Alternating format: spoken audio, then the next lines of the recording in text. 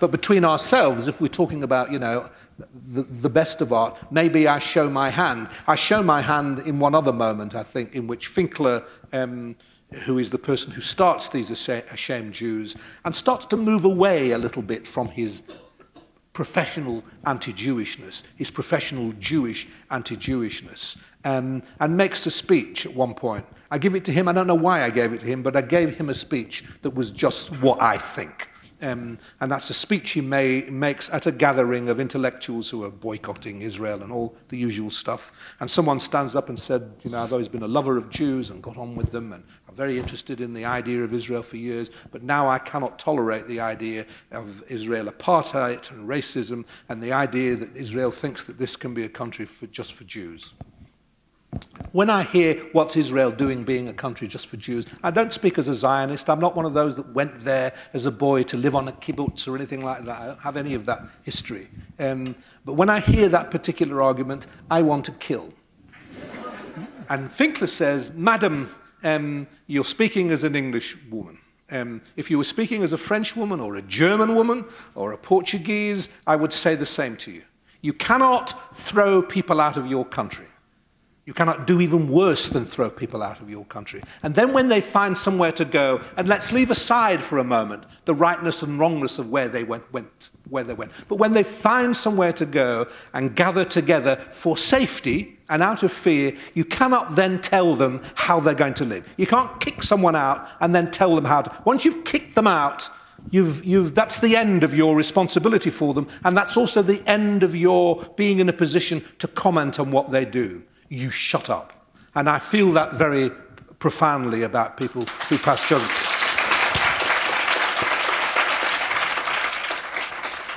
Whether that, you know, in truth, I hear criticism in what you say, and I accept it. Whether that kind of speech was right or not, I left it in, I took it out, I left it in, I took it out, and in the end, I thought, to hell with it, I left it in. For what it's worth, I read it 3 times. I thought it was such an extraordinarily clear, morally clear position. But does it belong in a novel? Okay, thank you. That's sorted.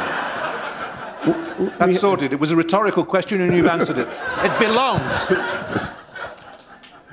We have a large audience, and I suspect we have many people who would like to ask Howard Jacobson some questions. So I'd like to open it up now for 15, 20 minutes.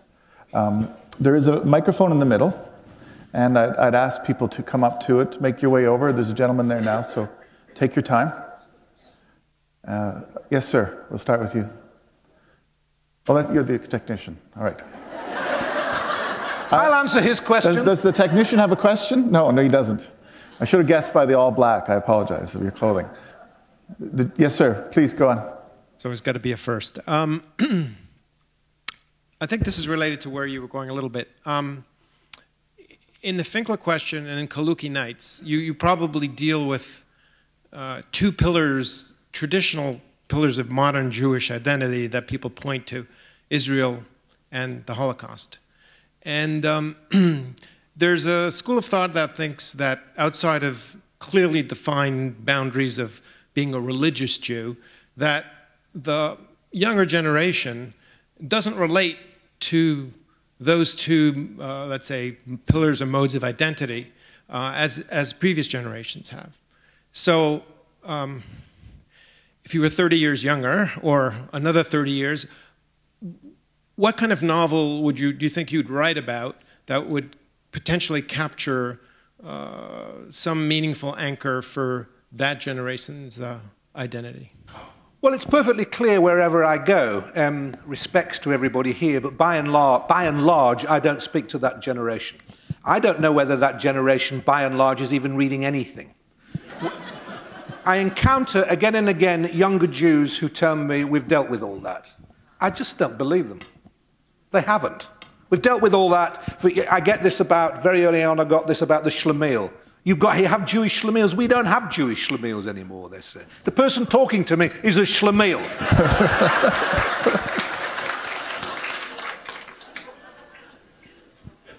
It's very dangerous. There's a part of me that's kind of wanted to be an old man, old and wise, and, you know, when I was a boy. I never really was a boy. I never really was sympathetic with being young. I didn't see the point of being young when I was young. I couldn't wait to be old. Now I'm old, I do not look back. I do not hanker back to a time when I was young. I think being young was just awful, really. It was just awful. It was a waste of an expensive spirit and a waste of shame, being young. So I kind of, I should say this, but I sort of do want to say, I actually don't care what the young think, unless they think like as I think. And then if they think as I think, they are... I don't think...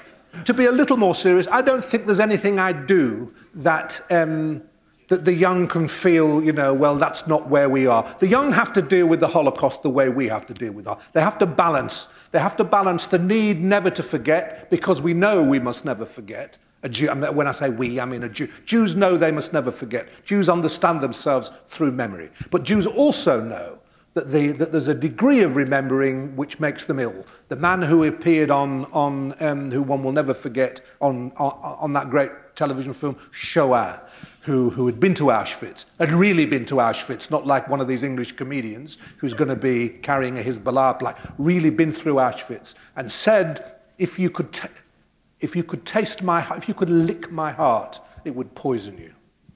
And the idea that the retaining one's bitterness and one's memory of things is poisonous is something we have to balance against memory. They don't care how old a Jew is, that's something he has to deal with.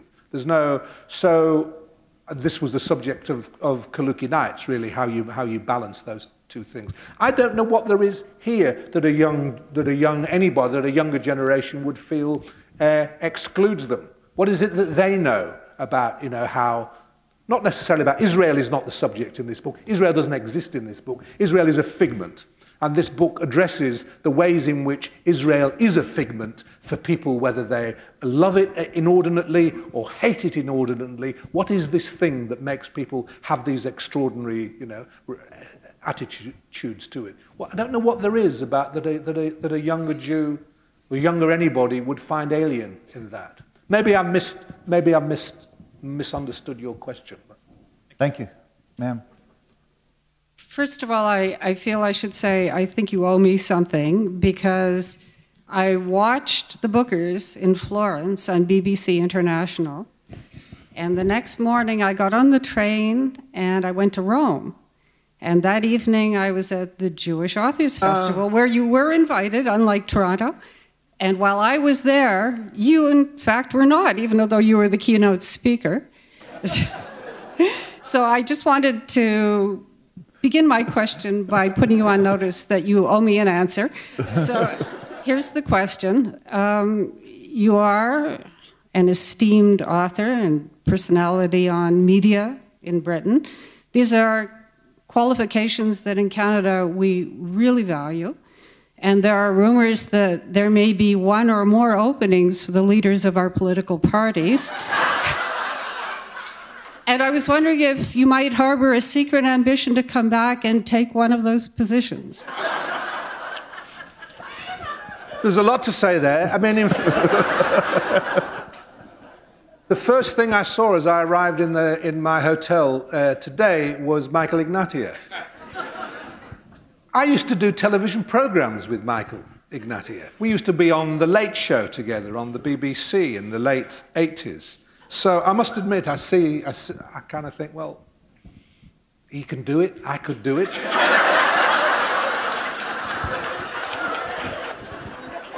I don't know whether being Canadian is a necessary qualification for this. But I'd take out, you know, nationality, if that would help. No, it would be, you know, I'd be only too honoured, and anything you can fix for me. My apology, and I do apologise for my not being able to go to Rome the day after I won the Booker Prize. I was, when I was shortlisted for the Booker Prize, my Italian publisher said, well, will you be able to make it to Rome? I had this invitation to a festival, a Jewish festival. Was it a Jewish festival? Yes, I think it was, in Rome, which I wanted to go to, any opportunity to go to Rome. Rome and Toronto, any opportunity.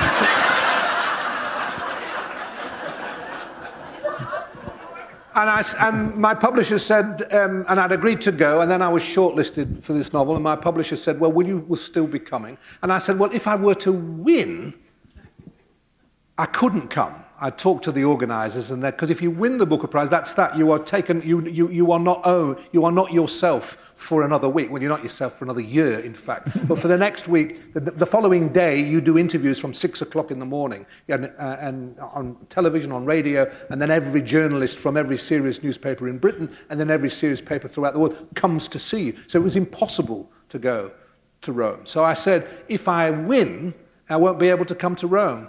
And my publisher, showing great confidence, said, well, we'll see you in Rome then, the following. This confidence, I have to tell you, was shared by this lack of confidence was shared by my mother, who the week before I won the prize, rang me up and said, darling, I just want to tell you you're not going to win. And she's been doing this all my life, because she loves me and doesn't want me to be, not because she wants to put me down, because she doesn't want me to be disappointed. You might find me saying this on YouTube, but there's nothing I can do about it. I have to tell you, because it's true, that the day I got a telegram saying I got a place at Cambridge University to study English literature, and she brought the telegram to me in my room, and I ripped it open, and I said, I'm in. And she went very quiet, and she said, let's just check the front of the envelope in case it's for somebody else.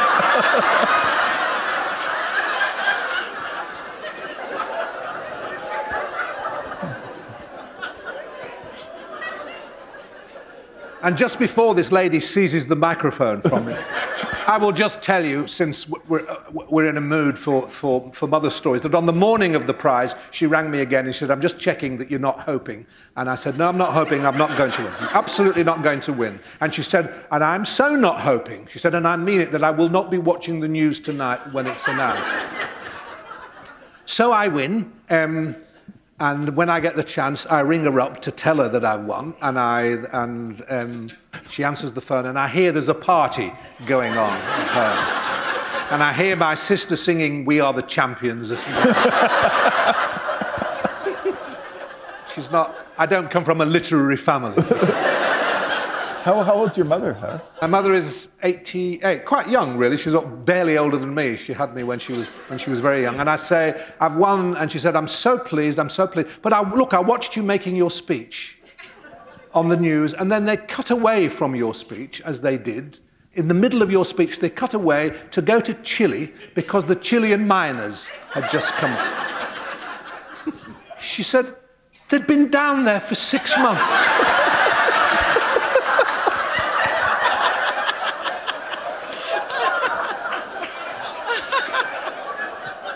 She said, would 10 more minutes have made that much difference?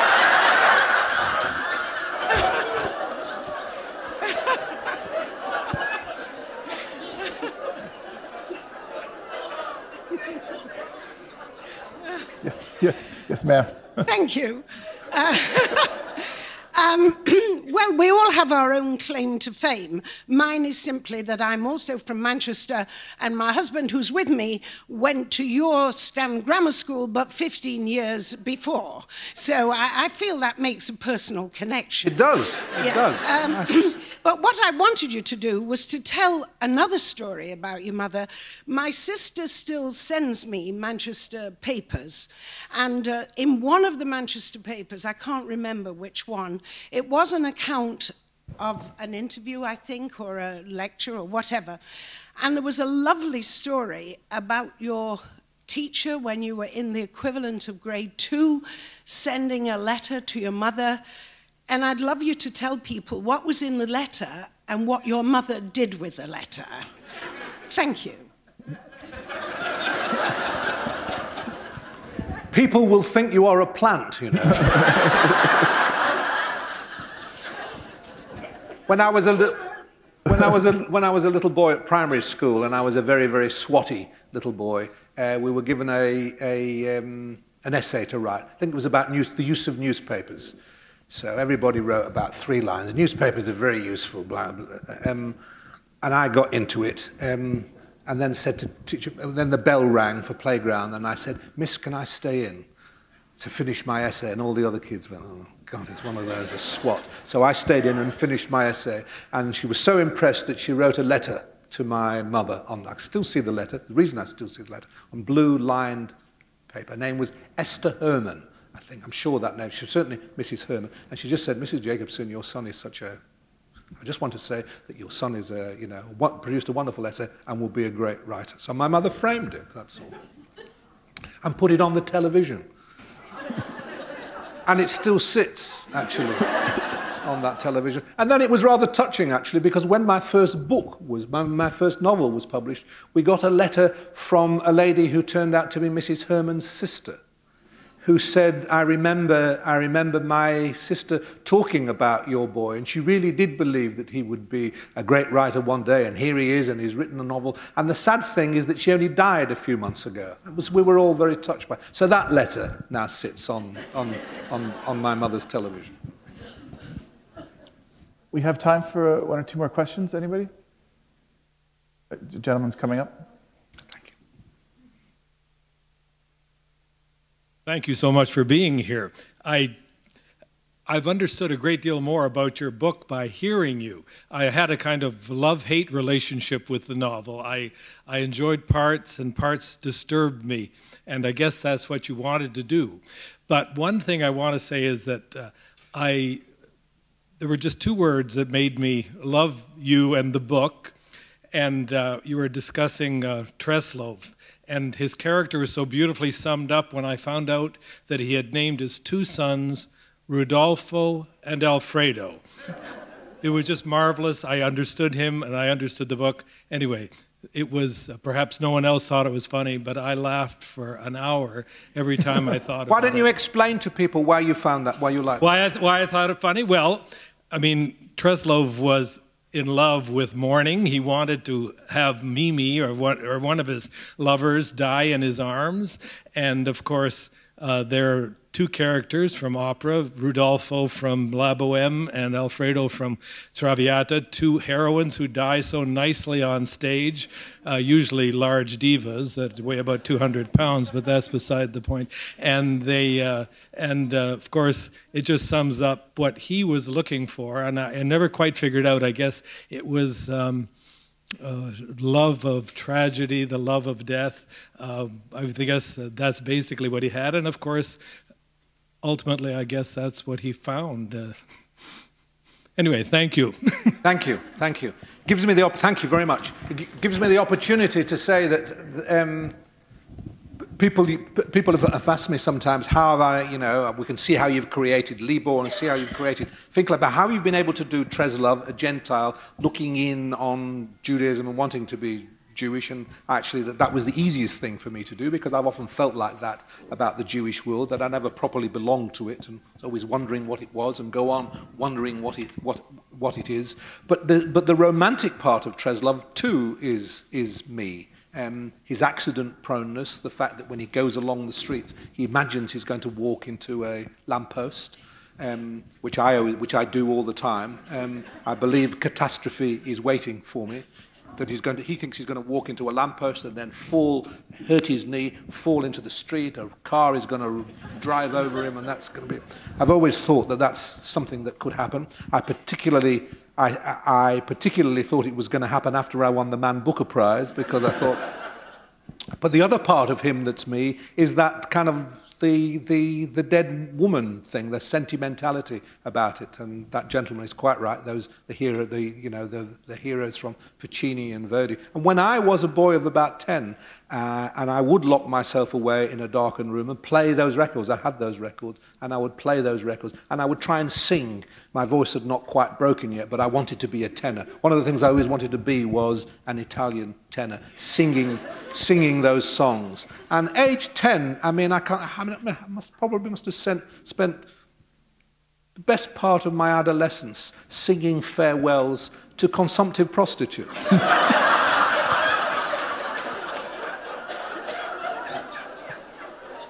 In your room? In my room. Well, I didn't know what one was, so it wasn't as though, you know, it never occurred to me to go out and find one or anything. But I'd locked myself in my room, in which I did not, on the walls of which I had photographs of writers, not footballers or pop stars or things. So I was a very strange boy, and I overheard my father saying to my mother, "I really do think we should take him to see a psychiatrist." You know. And he was probably right, but then you wouldn't have got the novels. Since we're going to have the two, do you like to ask a quick final question? Sure. Explain a bit more the idea of a shiksa and what a shiksa is. I read Kaluki Nights a while ago, and if I'm remembering right, a shiksa featured predominantly in the story, and the protagonist, she was so horrible, and I didn't know why. In Kaluki Nights, where my hero Max in Kaluki Nights keeps marrying. It's not so much that they're shiksas that he marries; they need to be anti-Semites. And they have to have a I've forgotten the word. What's the German? An umlaut. Thank you. You can only marry a woman that has an umlaut in there.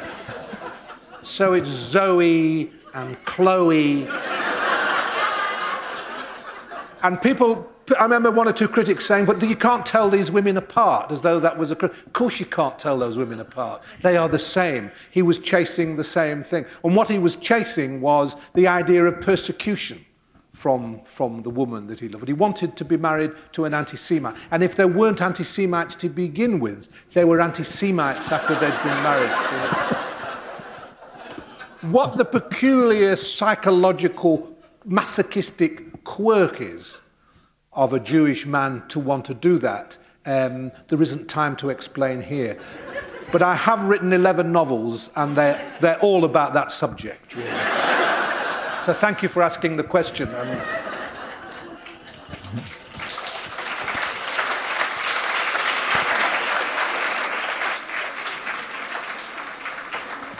In light of the two lines that are about to form, to speak with, get their books signed, I think we should wrap it up. I want to thank Howard Jacobson. It's a bit like pulling teeth talking to you, but Thank you very much. I greatly enjoyed it, and I want to thank you on behalf of everyone here. Very nice. Thank you. Thank you very much. Thank you.